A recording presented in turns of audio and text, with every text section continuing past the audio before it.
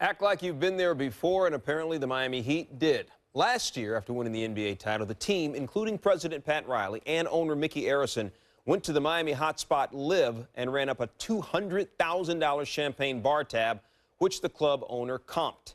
This year, different nightclub, same owner, bar tab, only $100,000. Also comped. Says the owner, quote, "I am not going to charge the Heat," close quote.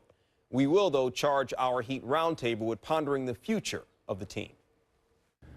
Brian, will the big three be together next season? Absolutely. I don't think that they're going to change something that's won 2 championships. I think Pat Riley is already talking about in his preparation to recruit LeBron again in 2014 when he's got to try to re-sign him to a long-term deal. I think he's already said, let's make a dynasty here. And I think he feels like the big three is the foundation of that dynasty. I don't think the big three is etched in stone. I think it's very possible that one of the three will be moved. And listen to my logic. LeBron James is the best in the world. The priority is obviously to keep him. He has the ability to opt out after next season. It's not etched in stone that he won't. LeBron likes options, and he likes to be in control of his own destiny. And next year, that'll be the case. You've got Dwayne Wade. He's family. He's not going anywhere. The Miami Heat love him. His needs are what they are. He's owed $60 million. You're not moving him. But if you need to buffer this lineup, and there's some interest in Chris Bosh, I think at the very least it will be entertained. Is there any way that they trade Chris Bosh? I think that they will kick it around in the front office. I think that they could possibly test the market. And I agree with Stephen A. that there are several moves I could come up with off the top of my head that would make sense where the Heat could trade Chris Bosh and be a better team. But I'm telling you, I know how this team operates. Pat Riley believes in stability. It's not just that he thinks it's a dynasty because, you know, he's trying to compare him to the Bulls or something like that. The dynasty is the selling point to LeBron to stay. The priority is LeBron. The priority is convincing him that it's a dynasty. Looking at the team the way it struggled this year, suppose it comes back and struggles a little bit more.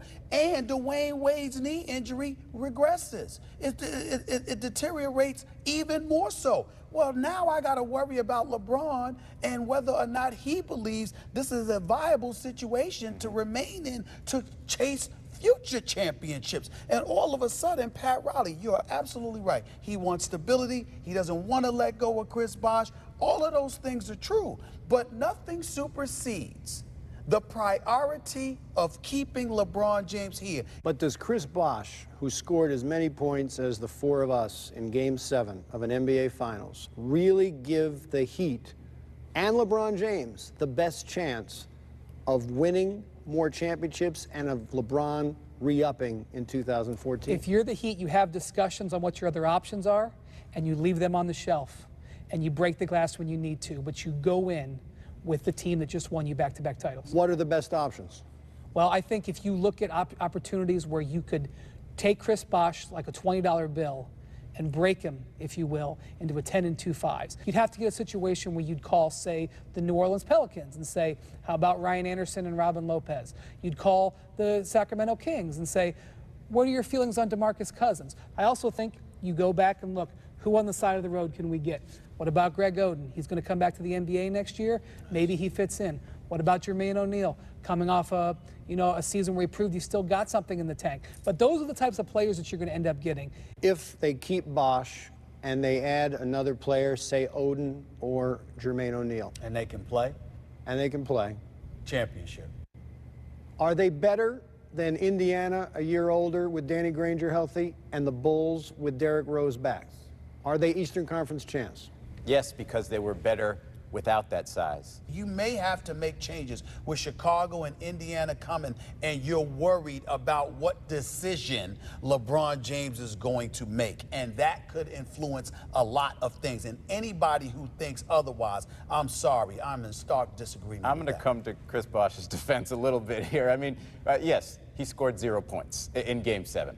He played really good defense against the Hall of Famer and Tim Duncan. You know, if you look at his season, he had a career high in field goal percentage. He's finding his place to fit with this team. And I think this will be the plan both for Dwayne and for Chris Bosh. It's going to be, you know what, Chris?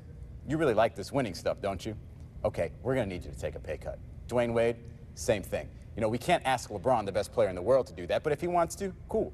Chris Bosh doesn't need a defense. Anybody that knows anything about basketball knows that boy can play. He has value. And because he has that value, you can get value in return for him. But when you have shown an ability to be beat up, then somehow, some way, you've got to get muscle. All I'm trying to say to you is that you change the formula because you realize what the competition is presenting to you. So you're saying the Heat need some rough riders? I'm saying they need some rough riders, and if you can get them without giving up Chris Bosh, you do it. But if you need to let go of Chris Bosh in order to get him to protect LeBron and D-Wade moving forward, then what you going to do? But I'm just telling you what's going to happen.